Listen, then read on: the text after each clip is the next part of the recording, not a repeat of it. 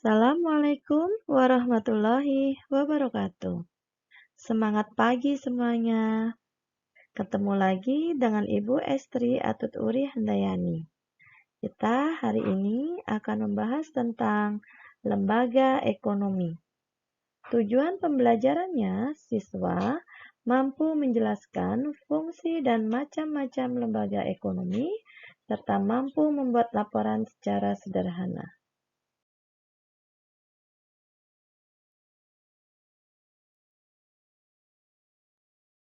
Lembaga ekonomi merupakan lembaga sosial yang mengatur tata hubungan antar manusia dalam memenuhi kebutuhan hidup sehari-hari. Lembaga ekonomi bertujuan mengatur bidang-bidang ekonomi dalam rangka mencapai kehidupan yang sejahtera dan tercapainya kebutuhan hidup masyarakat. Adapun fungsi lembaga ekonomi, 1. Memberikan pedoman untuk melakukan pertukaran barang. 2. Memberi pedoman untuk mendapatkan bahan pangan. 3. Memberikan pedoman tentang tata cara pengupahan. 4. Memberikan pedoman untuk menggunakan tenaga kerja. 5. Memberikan pedoman tentang harga jual beli barang. 6. Memberi identitas diri bagi masyarakat. Dan 7. Memberi pedoman tentang cara pemutusan hubungan kerja. Selanjutnya, peta konsep lembaga ekonomi di Indonesia yang akan kita pelajari adalah lembaga ekonomi ini terbagi menjadi 2, badan usaha dan perusahaan. Badan usaha merupakan kesatuan yuridis ekonomis dari faktor-faktor produksi yang bertujuan untuk mencari laba dan memberikan pelayanan kepada masyarakat. Perusahaan merupakan unit pelaksana ekonomi dengan memanfaatkan sumber daya yang ada, digunakan untuk menghasilkan barang dan jasa untuk memenuhi kebutuhan hidup manusia. Badan usaha terbagi menjadi 1. Koperasi, 2. BUMN, 3. BUMS. Perusahaan terbagi dalam bidang ekstraktif, bidang agraris, bidang industri, bidang peternakan, bidang perdagangan, dan bidang jasa. Nanti semua ini akan kita bahas satu persatu. Yang pertama kita bahas tentang badan usaha koperasi. Menurut Undang-Undang Republik Indonesia Nomor 25 Tahun 1992 tentang perkoperasian, koperasi adalah badan usaha yang beranggotakan orang seorang atau badan hukum koperasi dengan melandaskan kegiatannya berdasarkan prinsip koperasi sekaligus sebagai gerakan ekonomi rakyat yang berdasar atas asas kekeluargaan. Adapun landasan asas dan tujuan koperasi berlandaskan Pancasila dan Undang-Undang Dasar 1945 serta berdasarkan atas asas kekeluargaan. Tujuan koperasi adalah memajukan kesejahteraan anggota pada khususnya dan masyarakat pada umumnya, serta ikut membangun tatanan perekonomian nasional berdasarkan Pancasila. Fungsi dan peran koperasi, 1. Membangun dan mengembangkan potensi kemampuan ekonomi anggota pada khususnya dan masyarakat pada umumnya untuk meningkatkan kesejahteraan ekonomi dan sosialnya. 2. Berperan serta secara aktif dalam upaya mempertinggi kualitas kehidupan manusia dan masyarakat. 3. Memperkokoh perekonomian rakyat sebagai dasar kekuatan dan ketahanan perekonomian nasional dengan koperasi sebagai soko gurunya. 4. Berusaha untuk mewujudkan dan mengembangkan perekonomian nasional yang merupakan usaha bersama berdasarkan atas asas kekeluargaan dan demokrasi ekonomi.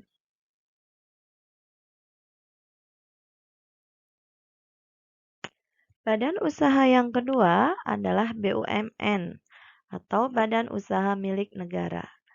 Merujuk pada PP nomor 45 tahun 2005, Badan Usaha Milik Negara adalah badan usaha yang seluruh atau sebagian besar modalnya dimiliki oleh negara melalui penyertaan secara langsung yang berasal dari kekayaan negara yang dipisahkan. Adapun tujuannya, BUMN memberikan pelayanan kepada masyarakat dalam rangka meningkatkan kesejahteraan masyarakat. Macam-macam BUMN. 1. Persero atau perseroan terbatas adalah BUMN yang terbentuk perseroan terbatas yang modalnya terbagi dalam saham yang seluruh atau paling sedikit 51% sahamnya dimiliki oleh negara Indonesia yang tujuan utamanya adalah untuk mengejar keuntungan. 2. Perseroan terbuka merupakan persero yang modal dan jumlah pemegang sahamnya memenuhi kriteria tertentu atau persero yang melakukan penawaran umum sesuai dengan peraturan perundang-undangan di bidang pasar modal. Contohnya perseroan terbuka seperti PT Garuda. Persero itu ada tulisan TBK, kalau itu namanya perseroan terbuka. PT Bank Mandiri dan sebagainya. 3. Perum atau perusahaan umum adalah BUMN yang seluruh modalnya dimiliki negara dan tidak terbagi atas saham.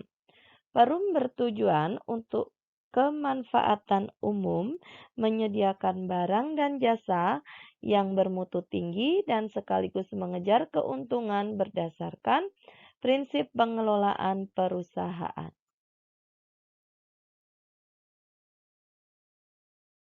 Badan usaha yang ketiga adalah BUMS atau Badan Usaha Milik Swasta yang terdiri dari 1. Perusahaan perseorangan adalah badan usaha yang dimiliki, dikelola, dan dipimpin oleh seorang pengusaha. Pengusaha tersebut bertanggung jawab penuh atas keberhasilan maupun risiko kerugian yang akan dihadapi dalam kegiatan perusahaan. Contohnya misalkan UMKM seperti bengkel, laundry, toko pakaian, dan sebagainya. Kedua, firma adalah perusahaan persekutuan antara dua orang atau lebih dengan nama bersama untuk menjalankan perusahaan dan mendapatkan keuntungan. Pendirian firma dilakukan di hadapan notaris dengan membuat akta pendirian sebagai bukti tertulis. Modalnya ditanggung bersama oleh anggota firma tersebut. 3. Persekutuan komanditer atau CV. Perusahaan perseorangan yang didirikan oleh dua orang atau lebih. Sifat keanggotaan dari CV ini ada anggota aktif dan anggota pasif. Anggota aktif adalah anggota yang menanamkan modalnya dan aktif dalam pengurusan CV tersebut. Sedangkan anggota pasif adalah hanya ikut menanamkan modalnya saja. 4. Perseroan terbatas atau PT adalah perusahaan persekutuan untuk menjalankan usaha dengan modal yang terdiri dari beberapa saham atau sero. Pemegang saham dalam PT disebut persero. Keuntungan yang diperoleh oleh persero disebut dividen. Tanggung jawab persero tergantung pada jumlah modal yang disetor. Perseroan terbatas atau PT terbagi menjadi dua. 1. PT terbuka adalah perseroan terbatas dengan setiap orang memiliki kesempatan untuk turut serta dalam menanamkan modal dengan cara membeli saham. Ciri PT ini adalah dicantumkan tulisan TBK di belakang nama PT, misalkan PT Kimia Farma Tbk, PT Telekomunikasi Indonesia Tbk, dan seterusnya. 2. PT tertutup adalah perseroan terbatas yang saham perusahaannya tidak diperjualbelikan secara bebas, tetapi terbatas pada kalangan tertentu, misalnya di kalangan orang-orang yang memiliki hubungan keluarga. Nah, adapun organisasi dalam PT terdiri dari 3 kelompok. 1.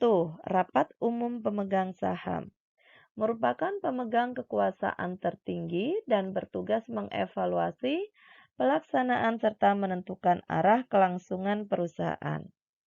2. Direktur atau direksi, orang yang ditunjuk berdasarkan rapat umum pemegang saham untuk memimpin usaha perusahaan dalam waktu tertentu. 3. Dewan Komisaris. Beberapa orang dari pemegang saham yang diangkat dan dihentikan oleh rapat umum pemegang saham sebagai Dewan Pengawas Perusahaan. Lembaga ekonomi yang kedua yang kita bahas adalah perusahaan. Perusahaan merupakan unit pelaksanaan ekonomi dengan memanfaatkan sumber daya yang ada dan dapat digunakan untuk menghasilkan barang dan jasa untuk memenuhi kebutuhan manusia.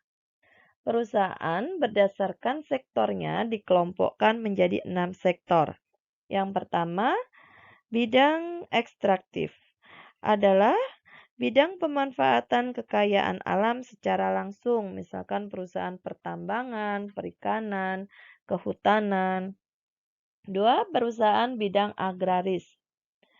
Perusahaan yang bergerak dalam bidang pengolahan lapisan bumi paling atas untuk diambil manfaatnya. Misalkan pertanian, perkebunan, perikanan darat. 3. Sektor peternakan. Perusahaan ini bergerak dalam bidang pemeliharaan dan pengembangan hewan ternak untuk memenuhi kebutuhan manusia. Contohnya perusahaan sapi perah atau sapi potong, pengalengan ikan, dan sebagainya. 4. Sektor industri. Perusahaan bergerak dalam bidang pengolahan, perakitan, perbaikan, penciptaan barang kebutuhan manusia dari bahan mentah menjadi barang jadi. Contohnya industri mobil, sepatu, fashion atau baju, dan sebagainya. 5. Sektor perdagangan. Perusahaan yang bergerak dalam bidang pendistribusian dan transaksi barang-barang dari produsen ke konsumen. Contohnya perdagangan pakaian, alat rumah tangga, perdagangan alat elektronik. Yang terakhir, sektor jasa. Perusahaan bergerak dalam bidang penyajian secara produksi yang bukan berbentuk benda, melainkan dalam bentuk jasa. Contohnya perusahaan transportasi, kereta api, perhotelan, kurir.